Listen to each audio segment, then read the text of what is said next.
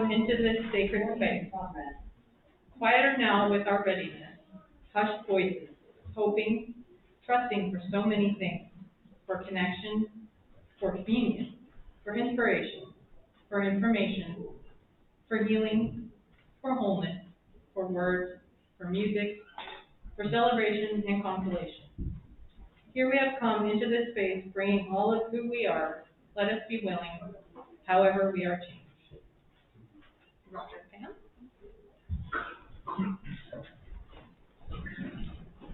Good morning, everybody. Let's turn in your hymnal to number 23. Number 23 in your hymnal.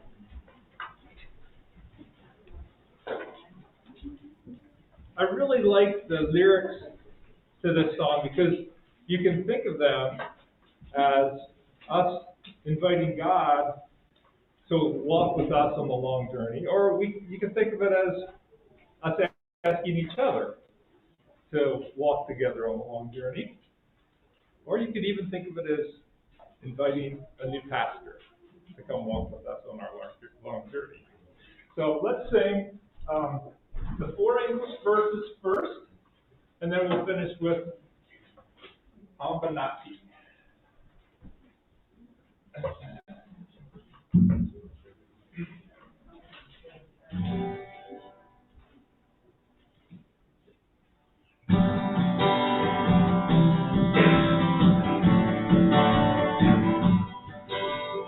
Come on with us, the journey is long. Come on with us, the journey is long. Come on with us, the journey is long. Come on with us, the journey is long. The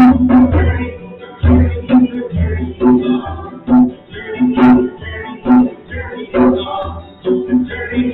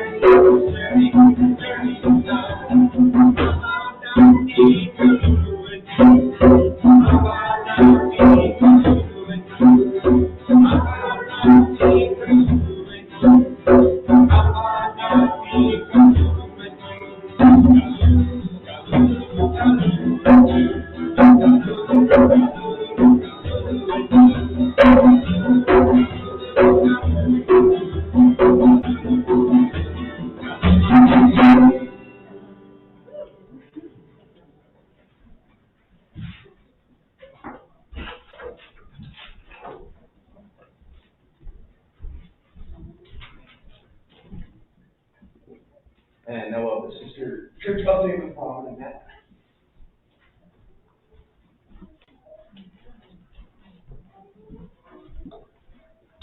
Thank you, Ben. And we have photos again. Rich is going to show those. But we did talk to Angel and Jeanette last night. And Angel has been really, well, we met a pastor from Bacoa while we were talking to them. And they've been doing prayer vigils. And Angel is real pleased that the mayor of Puerto Asís has been helping to organize that. And in Puerto Asís, it's actually pretty calm there. You've seen the news, the the president of Colombia, helicopter was shot at, and there's been some other violence. And so now a lot of the activities focused in the big cities, and Putumayo and Puerto Cis, they said the biggest issue is COVID. There's just a lot of people getting sick with COVID. We got an email this week from Jeanette at Carlilly, who's been working with Jeanette forever on the Arms of Mercy. Her cousin was kidnapped, and they hadn't heard anything, but fortunately we heard last night that he's back. He was gone for 5 days. They don't know why they let him go. And let's see, Jeanette's mom had appendicitis, but she's come through okay. She had surgery, so thanks for prayers on that. And then the roads, so if the roads are open, so they're able to get food, and they have gas to be able to cook and things like that. Let's see. Oh, she mentioned just, we asked about how the vaccinations are going. She says, well, there's some pretty interesting conspiracy theories. One of them is if you get the Russian vaccine, in 2 years, the Russian satellites will kill everyone who had it. And so a lot of crazy stuff there as well here. And then Jeanette, Angel got off the phone, and then Jeanette was on the phone. So she shared about how for the past few weeks or more, he's had trouble walking, like one leg is bad. And so she hopes he goes to the doctor on Monday. They're wondering if he's had a stroke of some kind, but Angel doesn't want to talk about it because Angel's Mr. Go For It guy. And then we told him today that we get to have Christy preach for us, and Angel is he's very happy for us. He says that, those who have the calling to be preachers, they really are important, and so they're praying for us today. So thanks.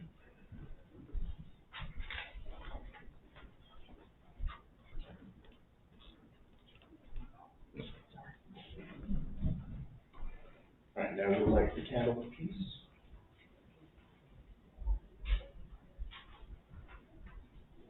And the prayer for peace. Peace is not the product of terror. Peace is not the silence of cemeteries. Peace is not the silent result of violent oppression. Peace is in the generous, tranquil contribution of all to the good of all. Peace is dynamic. Peace is generous, a right and a duty. Each one feeling in the right place as part of this beautiful family. May it be so. And now for intergenerational, Pastor Christy. So I know the reason you're all here is to hear Pastor Christy. And the first thing she's going to do is lead intergenerational. So if there are any kids that want to come up, please come up and sit in the front with Pastor Christy.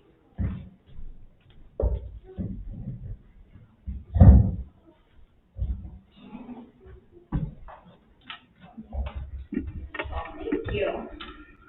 Come forward and feel free to take a seat or stand, however you're most comfortable. Good to meet you all, and I look forward to learning your names sometime soon. Lots of kids today. This is great. I heard maybe there only been a few, so it's wonderful to see you all here. So in the scripture we're going to hear today, we're going to hear two stories about women in need of healing. And in both of the stories, there's a lot of talk about bodies and healing and touch. And in one of the stories, so there's two stories in the scripture, one of them is about a woman who's experienced pain for 12 years, which is a really long time to be in pain. And I'm sure she had a lot of fear in her body in those 12 years. And often when we feel scared, we feel that in our bodies. I don't know about you all, but sometimes when I feel scared, my stomach gets butterflies, and my hands feel a little shaky. You all can think about how you feel fear when you're scared, how you might feel in your body. And maybe this last year was a little scary with all of the changes that happened when you had to leave school or go back to school, having to learn how to wear masks. There was a lot of changes. So I thought I would teach you something that I like to do when I'm feeling scared, and it's a practice called breath prayer. So I wanted to teach it to you all, and of course, adults, you are welcome to join in. So this is a practice you can do. It helps you be aware of your body when you're feeling scared, and also remind you that God is with you and loves you no matter what. So I'm going to teach it to you all, and please join in as you want to. It's really easy. So all you do is you take a breath in, And you're gonna say or think a phrase, and then breath out and say or think a phrase. So I will say the phrase, but you all can take a breath in and out with me, okay? So take a breath in. God is with me. Breath out. I am loved. Shall we try that again? Breath in. God is with me. Out. I am loved. And so you can do this with any word you want. So anytime you're feeling scared, you can take a breath in and think love, and take a breath out and think joy. And you can do it as many times as you want. So if you're heading into something that you're feeling a little nervous about, I like to do this practice over and over to calm myself down. So I invite you all to do it whenever you're feeling a bit nervous in the week to come, and remember that God is with you and loves you as you breathe in and out. So thanks for doing the practice with me, and it was really great to meet you all. You can go back to your seats. Thanks.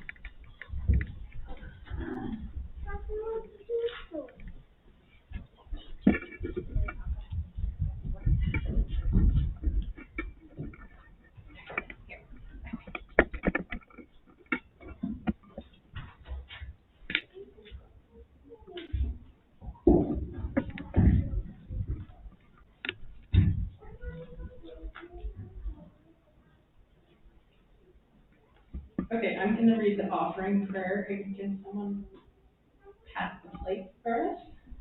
I know most people give online now, but didn't really arrange who's gonna do that, sorry. Love cannot remain by itself. It has no meaning. Love has to be put into action, and that action is service. Whatever form we are, whatever our abilities, whatever our resources, it is not how much we do, but how much love we put into doing. A lifelong sharing of love with others. May it be so.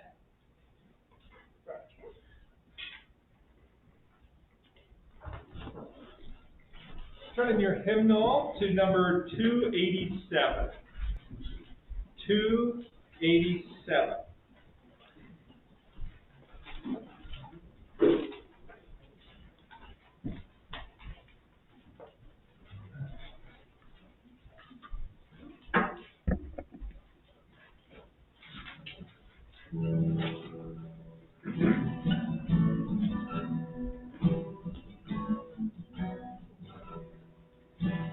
Jesus Christ is waiting, waiting in the street.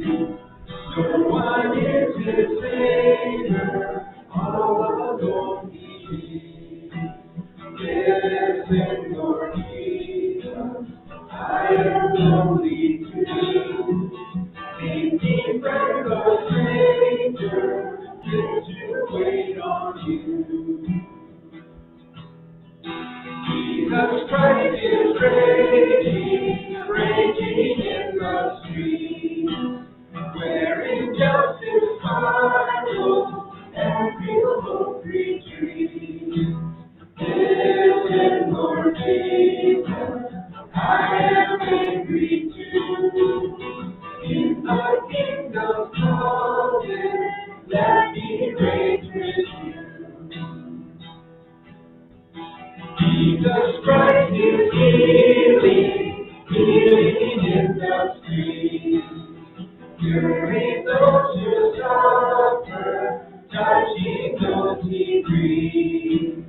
Listen, Lord Jesus, I have pity too.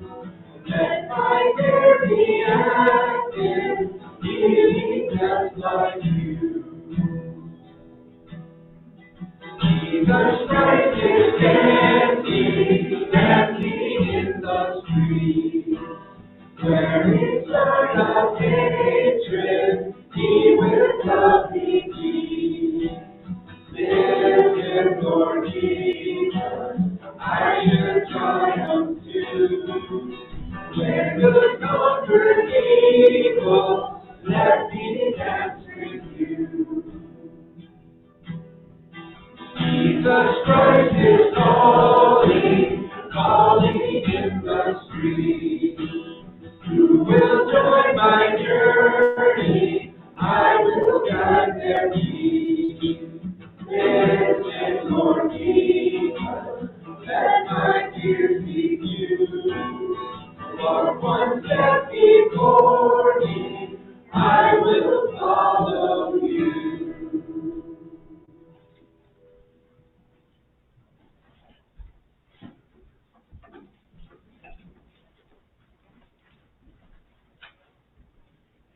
Our scripture for this morning is Mark 5:21 through 43.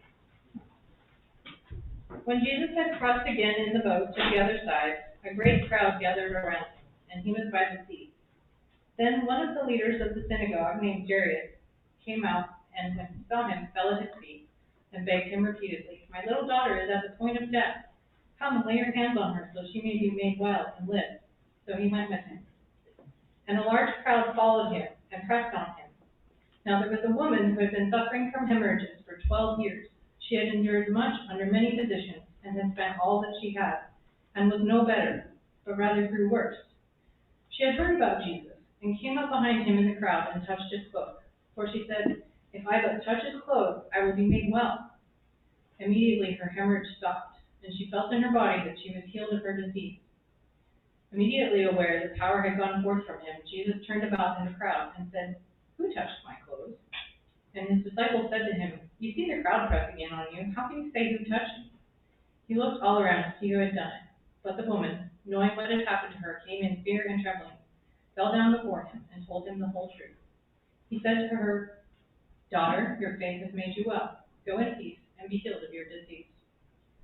While he was still speaking, some people came from the leader's house to say, "Your daughter is dead. Why trouble the teacher any further?" But overhearing what they said, Jesus said to the leader of the synagogue, "Do not fear, only believe." He allowed no one to follow him except Peter, James, and John, the brother of James. When they came to the house of the leader of the synagogue, he saw a commotion, people weeping and wailing loudly. When he had entered, he said to them, "Why do you make a commotion and weep? The child is not dead, but sleeping." And they laughed at him. Then he put them all outside, and took the child's father and mother, and those who were with him, and went in where the child was. He took her by the hand, and said to her, "Talitha kum," which means, "Little girl, get up." And immediately the girl got up and began to walk. She was 12 years of age. At this they were overcome with amazement. He strictly ordered them that no one should know this, and told them to give her something to eat. Pastor Tracy.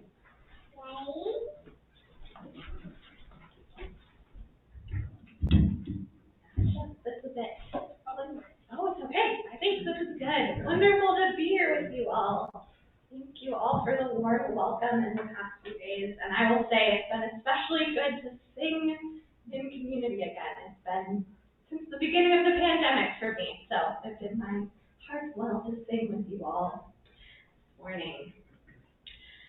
The Body Keeps the Score is a popular and very highly recommended book to me that I have yet to read by Bessel van der Kolk.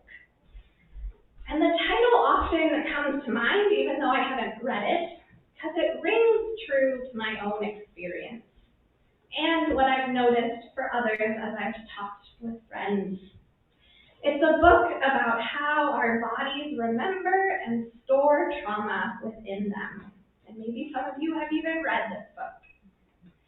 Our bodies are intrinsically connected to our emotions, our spirit, and our being.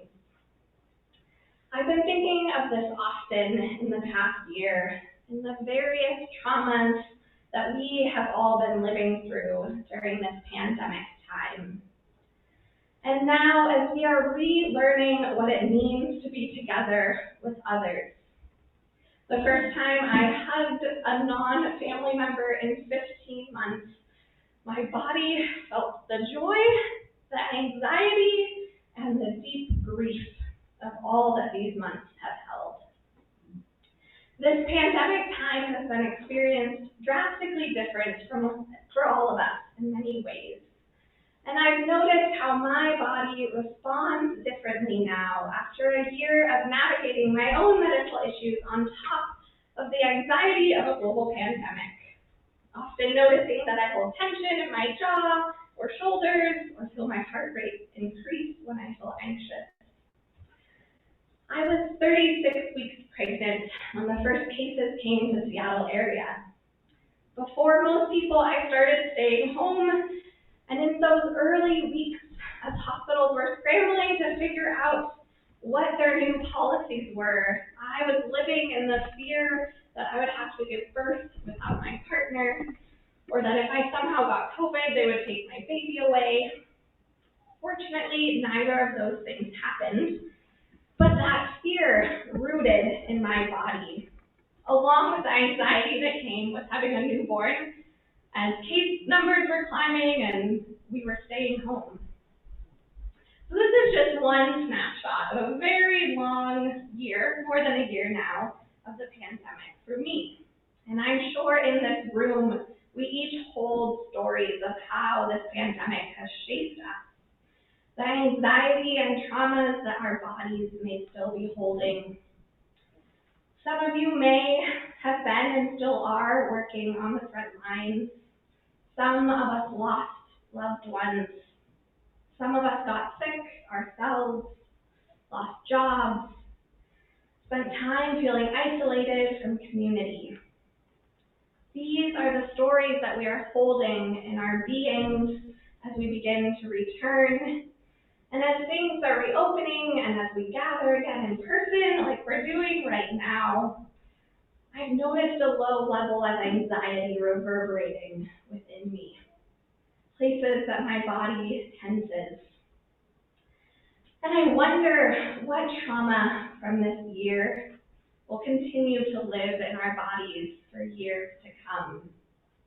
How do we approach and acknowledge our collective need for healing and grieving? And I was thinking of all this as I was reading the verses in Mark's Gospel that we just heard. I noticed that there was a lot of mention of bodies, and I began wondering about the underlying trauma in this story, especially in relation to that story in the middle of the unnamed woman who had been bleeding for 12 long, painful, traumatic years, trying to find healing only to spend all of her money on doctors whose suggestions were just making it worse. These verses in Mark have always intrigued me. The weaving of these two stories, both centering women, there is a lot going on in these verses, and so much that could be unpacked. But I want to spend this morning narrowing in on that story in the middle, the hemorrhaging woman. I've always been drawn to her story and her interaction with Jesus. I think in part because of the very clear naming of her desperate situation, her very embodied experience of exploitation, physical pain, and being pushed to the margins, and Jesus' response to her. Especially in the background of all that is happening in our world right now, her experience of trauma and being isolated from community hit close to home and stood out to me in a new way. So what do we know about this unnamed woman? There's a few clear things we can see from the text. She's been hemorrhaging for 12 years, tried various long, painful treatments, and which has led to her losing all her money. And the text says she isn't getting any better, but in fact getting worse. She's most likely feeling quite desperate. And then there are various parts of her situation that aren't named explicitly, but that we can infer from the broader context of what's going on.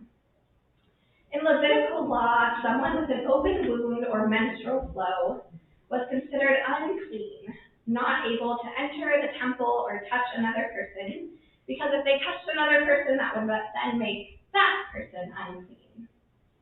For most, this was a temporary state. For example, a menstruating woman would have a week of being unclean, and then once their blood flow stopped, they could re-enter society. In some ways, we might have a better understanding of this reality after living through a pandemic and having to quarantine if you got COVID or exposed to COVID, a time of separation from others. But for this woman, she lived with this status permanently. She most likely had dealt with a lot of stigmatization from religious leaders and the rest of the community. and was probably feeling fairly isolated, since anyone that would come in contact with her would then also be unclean. This would most likely have led to a lot of fear of religious leaders and institutions, since they were the ones stigmatizing and shaming her. So what we can gather from the text and context is that she was outcast, marginalized, in physical pain, economically destitute, and experiencing internalized shame and trauma because of the stigmatization of her condition. As I think about this and read this, I wonder how her body was holding all of this. Did she slump over when in large crowds, trying to make herself small? How did her womb feel as she was bleeding constantly? Did she have cramps all the time? I wonder if she felt tension in certain parts of her area and her body because of all the stress she was holding. However her body felt, she was carrying all of that as she approached Jesus, a religious leader. She was desperate for a change, and she was taking the chance of being rebuked for touching another person. She pushed through the crowd and reached out for Jesus' hem. When she touched his hem, she felt healing within her body. I wonder what this felt like. Did the bleeding just suddenly stop? Did she feel a release of tension from the years of anxiety and stress? The interaction with Jesus could have ended here. She could have slipped away unnoticed, as she probably had hoped, finally feeling physical relief. But Jesus notices. He felt a shift in his own body, and he asked, "Who touched me?" I imagine the fear she must have felt as she was getting called out. Fear that he was going to shame her. Fear that he was going to treat her just like other religious leaders had treated her. But he doesn't. After hearing her story, he says to her, "My daughter, your faith has saved you. Go in peace and be free from your affliction." So why does Jesus take the time to stop and talk to her, especially because he's en route to help a child who is dying? Her physical healing had already taken place, but Jesus knew the whole context of the religious law and was concerned for her whole being. He was concerned for her relationship with the community, for her dignity, for the trauma and shame she had lived in all these years. By Jesus speaking to her, he was destigmatizing her. He is inviting the community to restore relationship with her, saying she is part of our family. Calling her daughter, he is naming her kinship within the kingdom of God. Jesus says to her, "Be free from your affliction." Not only your physical healing, but emotional, spiritual, relational. I believe he's calling her out of her shame and trauma. He's concerned for her holistic being and the whole community. Seeing Jesus, God incarnate, do this reminds us that God cares for our whole beings as well. Our physical, communal, economic, emotional, spiritual well-being. We see in the story from Mark that the enfleshed, embodied Jesus feels a shift in his body when this woman touches him, and she feels healing in her own body. And in their conversation, Jesus is seeing the wholeness of her situation and naming her as kin and as beloved, inviting her to deeper healing. To me, this shows embodied faith and the mystery and the beauty of the incarnate God that we worship. As I was wrapping up my seminary years, I did a final presentation to summarize the central tenets of my theology. And embodied faith and embodied theology was one of the core tenets. Through my years of seminary, I came to deeply realize the importance of our bodies within our faith. I came to realize how much we've lost by not keeping our bodies as central. I learned about the history of the body-spirit dualism or split that has been woven into the church for centuries, and the ways that it continues to perpetuate how we talk about our bodies today. This split, however, is simply not apparent in the Hebrew scriptures or in Jesus' life. Jesus was embodied and in flesh, fully human and fully divine. And yet this split has shaped us and impacted the church and society.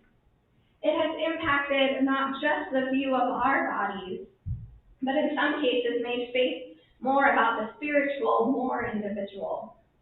Not about being embodied people, embodied community, being the body of Christ together in the world.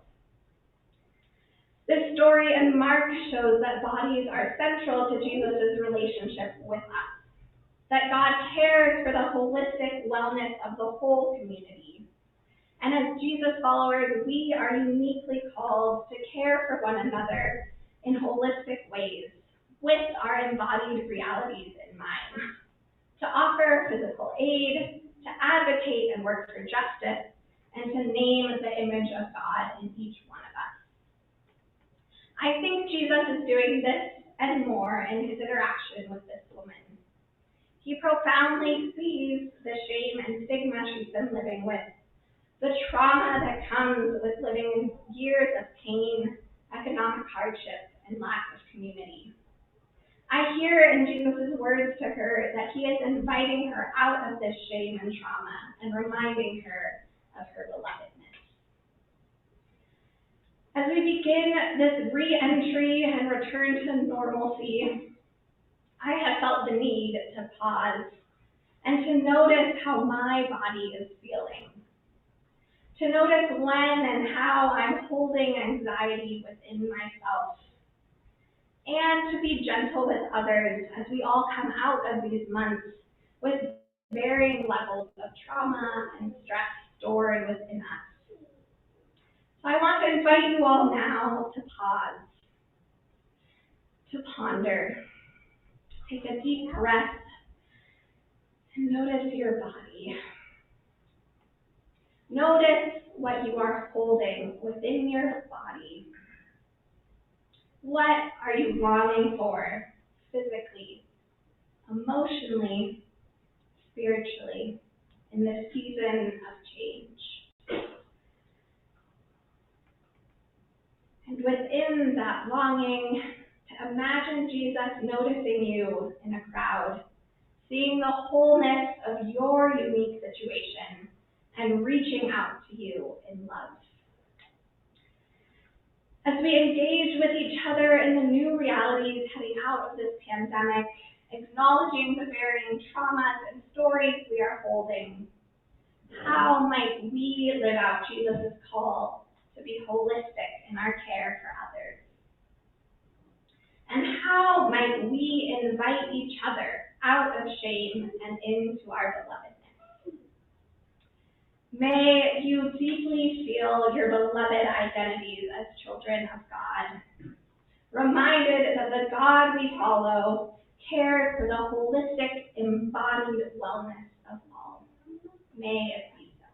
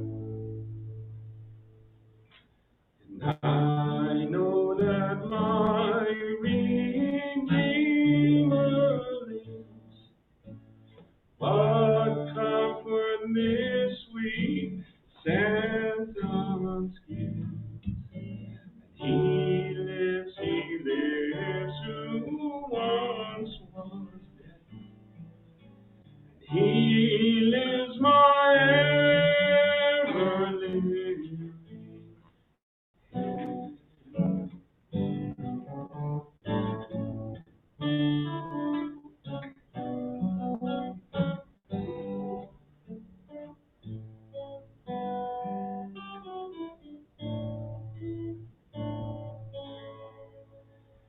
He lives, oh glory to his name.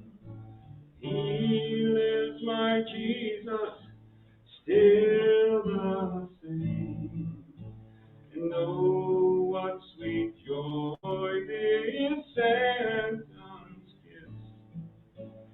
I know that my Redeemer lives. I know that my Redeemer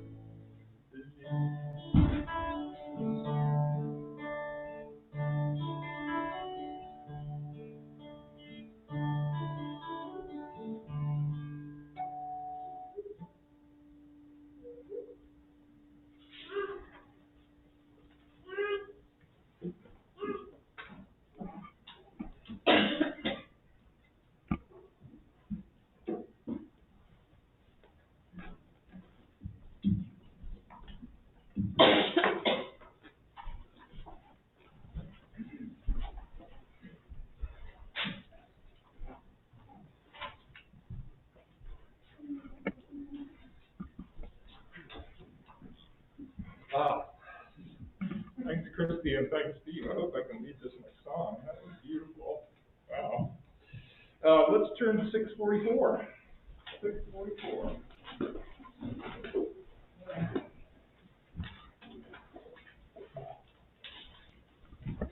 644.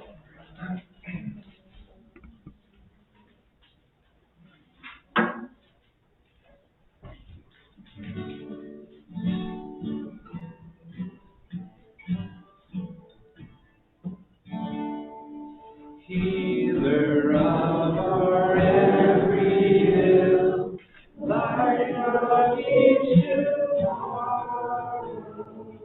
Give us peace beyond our fear, and hope beyond our sorrow. You know our fears and sadness, praise us with your peace and gladness. Spirit of all comfort, fill our hearts.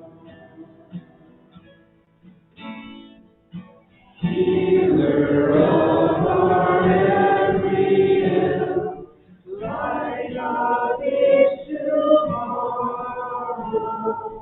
Give us peace beyond our fear, and hope beyond our sorrow.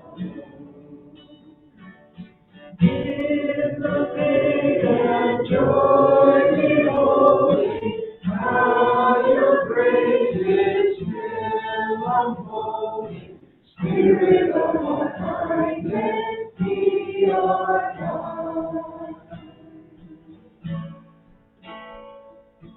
Healer of our every ill, light of each tomorrow. Give